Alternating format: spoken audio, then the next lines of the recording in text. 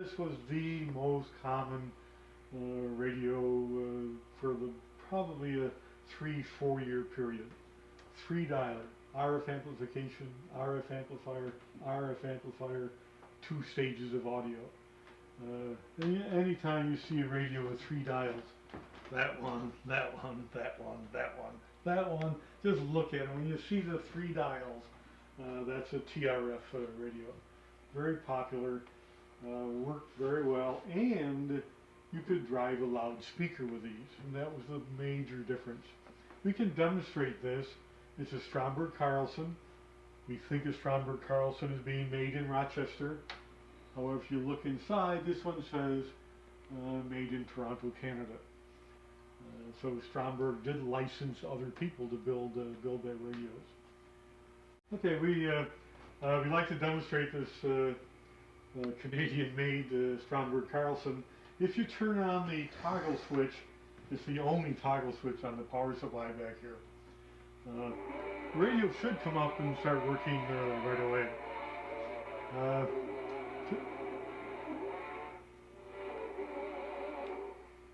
Let me just turn that down a little bit.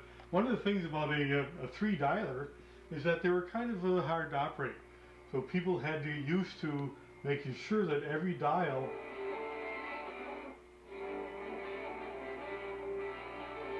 was adjusted exactly right. If you had one off, you could adjust these all day long, and you're just not going to hear a thing. So that frustrated a lot of people. It wasn't easy to use early radios. You had to learn how to tune the radio properly. You had to maintain it. There were 3 batteries you had to maintain. An A battery, which was a 6-volt car battery that you had to take to the car shop, every week, every couple of weeks to get charged. And you had to buy B batteries and C batteries. You had to have a 100-foot antenna in the backyard and a good ground system. So you really, it wasn't take a radio out of a box and plug it in. You really had to want to listen to radio. But the trick was to make sure that all of the dials were in the same place.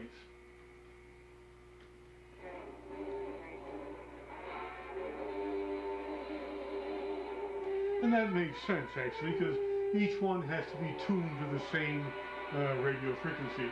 So if you get one a little bit off, nothing's going to work. So the technique was to start with a dial in one position, set them all the same. Nope, didn't hear anything there, so we'll try another position. No, that didn't work. Try another position. Until you finally started to hear something. And then when you're all done, of course, you would take inside the typical radios, there was a chart, and you would write things down. Like I heard WBZ in Boston with the dials set at 8, 8, and 8. So the typical homeowner would do that. So this is a very typical radio of the 1925, a Stromberg Carlson. And invite people to try to use it if they wanted to. I think this is another very high-end Federal made in Buffalo. So there are just a lot of very nice receivers here. You might want people to, most everybody catches this advertising sign up to my right here.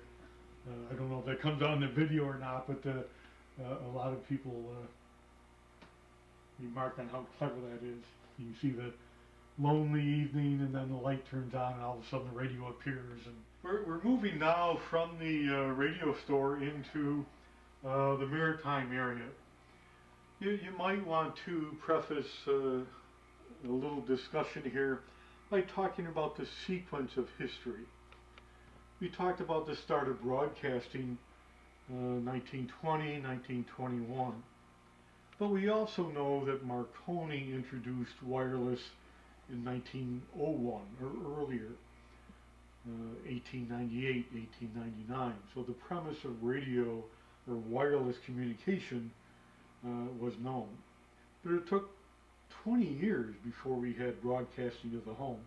But there was an awful lot of radio development of the art going on between that period of 1901 to 1920. And a lot of that is represented right here. Marconi, Guglielmo Marconi, we recognize as kind of the father of radio. He took information that was known by Maxwell Hertz and other pure physicists and put it to practical use. That was Marconi's contribution.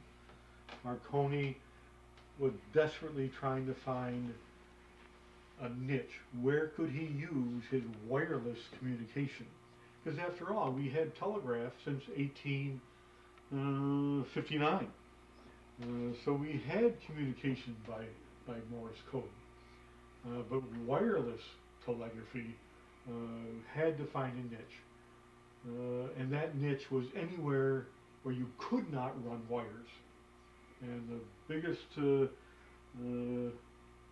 customer, if you want, the need for that was maritime communication. So Marconi started with, in England, a ship to lighthouses. We had many, many lighthouses that were very hard to get to. Some were out in the ocean, terrible locations to communicate with. So that was Marconi's niche.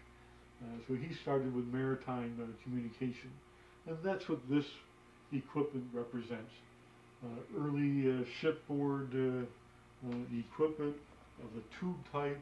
And as you immediately move in, on my left would be your right as you're walking in, is quench gap spark equipment. These two beautiful pieces of spark equipment from 1915. Again, all shipboard equipment. We have a model of the Titanic that we keep on display because that is actually such a pivotal part of the history of wireless communication.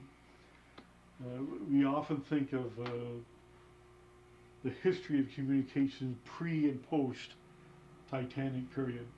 Before 1912, the Titanic disaster, 1912, 1,500 souls were lost.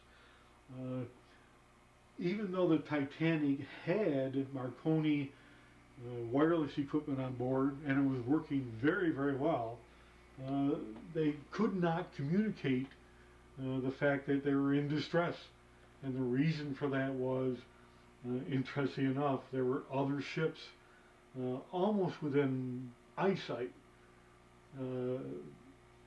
They were in icebergs, after all. So the captains of those ships stopped for the night. So the Titanic is sending SOS, SOS, CQD, CQD, and nobody's up, nobody's listening, because there was no requirement for radio operators to stay up at night and listen to radio signals. So after the Titanic disaster, there were major changes in rules and regulations having to do with radio operation, changes in requirements for radio equipment, changes in training and classification for radio operators. So almost overnight there was a major change in radio communications. It opened up careers for radio operators, it opened up careers for people designing radio equipment, it opened up careers for people manufacturing radio equipment. So the Titanic disaster is a very important part in the advancement of radio as an art.